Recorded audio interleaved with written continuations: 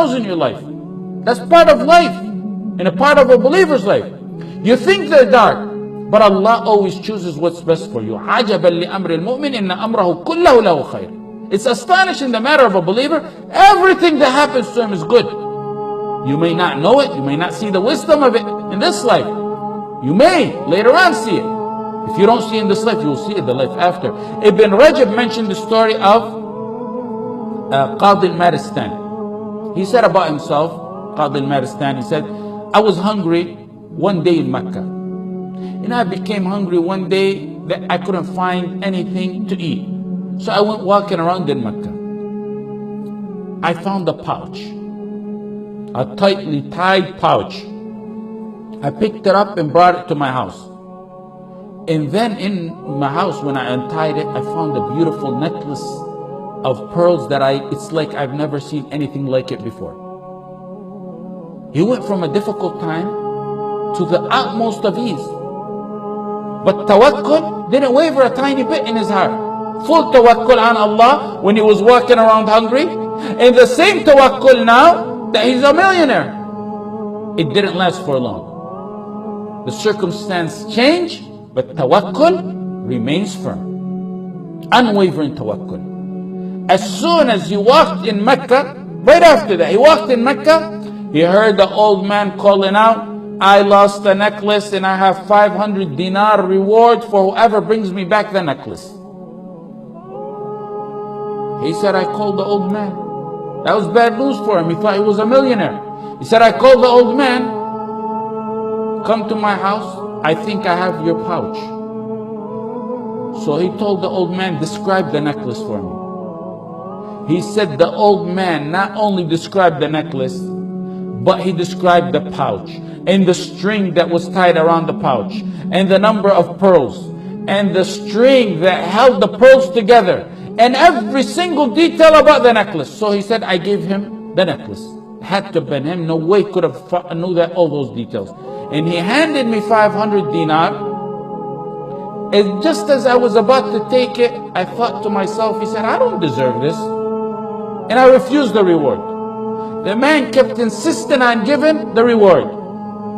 And it was as if Abu Bakr wanted to keep his reliance on Allah totally, refusing the reward for something he felt he really didn't deserve. He didn't do nothing to deserve that money. So the old man took the reward and left. Qadi al-Maristani, whose name is Abu Bakr, Kunya Abu Bakr, said, I left Mecca after that. And I took the ocean. And on the way, the ship began to sink. All the money on board sunk, and many of the passengers, most of them, died. He said, I seen a small raft while I was in the water.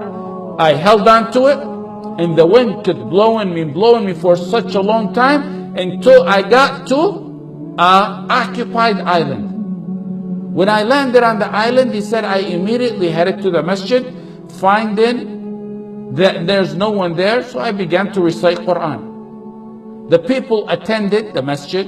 They came to me, stranger in town. They asked, could you teach us Quran? They seen him recited. Could you teach us Quran? He said, yes. And then they began to overwhelm him with gifts. Then he said, I seen pages in the masjid one day, so I began to read in them, pages of the Quran. They said, you even know how to read and write?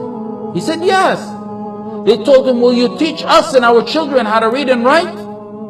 And they began to learn from him how to read and write, and also they showered him with gifts. Then they told him one day, after being there for some time, we have this problem. We have this young orphan girl. She has recently been orphaned. Her father died. And we want you to marry her. This was a tactic they did to try to keep him in town and attached to the town so he will not think of ever leaving them. He resisted. He wasn't even thinking about marriage. But based on their insistence, he said, I agree to marry her. He married her. Okay, the night of the wedding, when they presented her to him, he said, I looked at her and I was startled and astonished, and I was unable to raise my eyes off her neck. I seen the necklace I gave the old man some time ago on her neck. This is a true story, authentic story. He wasn't looking at his new bride's face, even though she's mentioned as being one of the most beautiful women in that town, in that island. The relatives around him said, you broke that orphan's heart. How could you look at the necklace and not at her? You're breaking her heart. It's like you're saying she's ugly by your looks. He said, I began to tell them the story of how I found that necklace on her neck, and how I returned it to some old man in Mecca, and how I left Mecca, and then the ship sunk, and how I arrived to their island. I told them the whole details of the story. They began to shout and cry, La ilaha illallah, Allahu Akbar, La ilaha illallah, Allahu Akbar. And the crowds in the town began to gather. He said, why are you people doing this, and why are you astonished? They told him, the man you gave the necklace to is the father of this girl.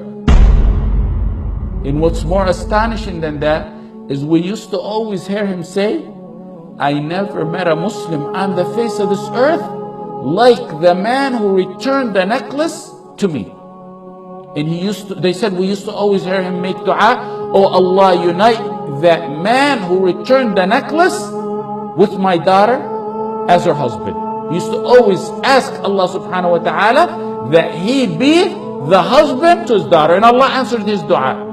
He said, I lived with her a very nice life, and Allah blessed me with 2 children. Tawakkul, through ease and hardship. Then she died. His wife died. Another hardship. So he said, me and my sons inherited the necklace. Then my 2 children died. Another hardship, but the tawakkul still there. He said, then I sold the necklace for 100,000 dinar. And that's where I got the wealth. He was explaining later on how he got the wealth he has. وَمَنْ يَتَّقِ اللَّهَ يَجْعَلْ لَهُ مَخْرَجًا. Whoever fears Allah, he keeps his duty to Allah, Allah will always find him a way out from every single difficulty you can imagine. وَيَرْزُقْهُ مِنْ حَيْثُ لَا يَحْتَسِبْ. He will provide him from sources he never imagined. وَيَرْزُقْهُم, it will come from sources you never even perceive. وَمَنْ يَتَوَكَّلْ عَلَى اللَّهِ فَهُوَ حَسْبُهُ. وَمَنْ يَتَوَكَّلْ عَلَى اللَّهِ فَهُوَ حَسْبُهُ. Whoever puts his trust in Allah subhanahu wa ta'ala, he will be sufficient for him. Whoever puts his trust in Allah subhanahu wa ta'ala, he will suffice him.